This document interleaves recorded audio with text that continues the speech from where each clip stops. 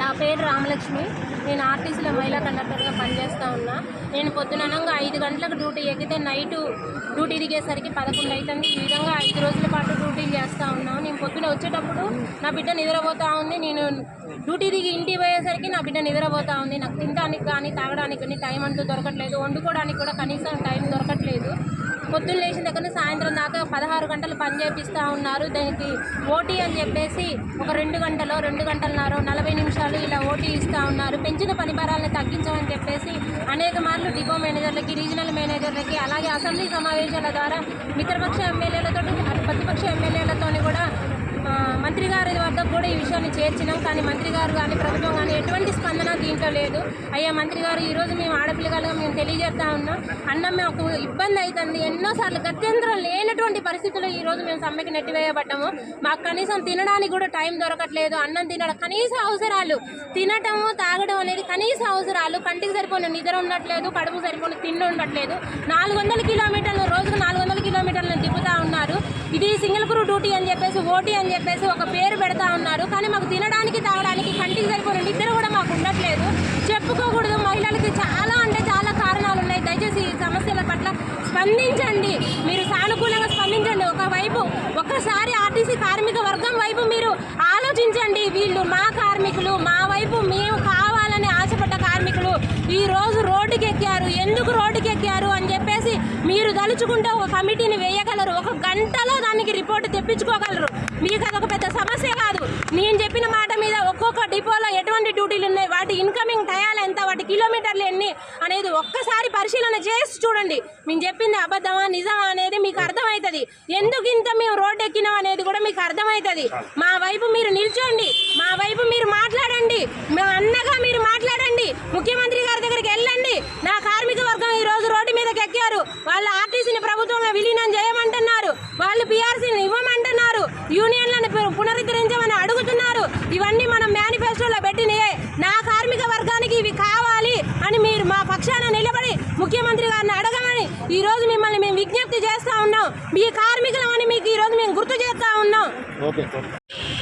కాంగ్రెస్ ప్రభుత్వం ఆర్టీసీ కార్మికుల్ని రోడ్డు పడేసి 2వ రోజుకి వచ్చాం.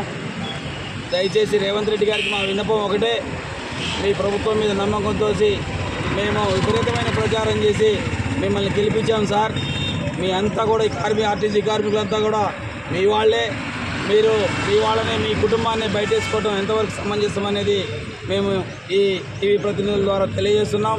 మా కోరికలని ఇమ్మీడియట్లీగా మీరు పరిష్కరించాలని కోరుతున్నాం. ఏం లేదండి, మా కోరికలు కూడా పెద్దగా కోరికలు ఏమి కాదు. మీరన్న కోరికలే, మీరు మా సభలలో మీరు ఇచ్చిన కోరికలనే మేము అమలు చేయమంటున్నాం తప్ప కొత్త కోరికలు ఏమి లేవు.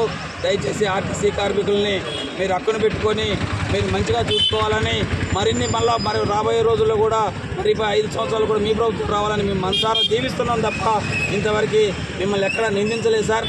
దయచేసి రేవంత్ రెడ్డి గారు మా ఆవేదనని, మా కుటుంబాల యొక్క బాధలను కూడా మీరు పట్టించుకోవాలని కోరుతున్నాం. ఇందులో ప్రజల నుంచి కూడా విపరీతమైన ప్రభుత్వం మీద వ్యతిరేకత వస్తుంది. అన్ని ఫ్రీ బస్సులు అన్నారు. ఫ్రీ బస్సు ప్రైవేట్ యాజమాన్యం మొత్తం దోచుకుంటుంది. ప్రయాణికుల పట్ల విపరీతమైన ఇబ్బందులు పెడుతుంది. ప్రయాణికులకి అరకొర బస్సులు వేసేసి వాళ్ళని యాక్సిడెంట్ల రూపంలో కూడా ఇబ్బంది గురి చేస్తుంది. ఇదంతా రాబోయే రోజుల్లో ప్రభుత్వానికి నష్టంగా భావిస్తున్నాము. మాకు నష్టం వస్తే మీకు కూడా నష్టం వచ్చేట్టు లెక్కగా మీరు భావించి ఇమీడియట్గా ఈరోజు క్యాబినెట్ మీట్లో మీరు ఈ సమస్యను పరిష్కరిస్తారని మేము ఎదురు చూస్తున్నాం. Thank you. 2వ రోజు ధర్నా కార్యక్రమం చేస్తూ ఉన్నారు. సమ్మెలో పాల్గొంటూ ఉన్నారు.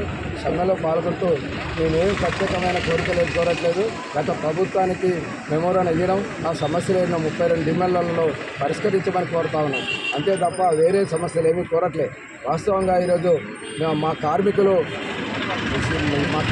కష్టపడి ఈరోజు పనిచేస్తూ ఉన్నారు.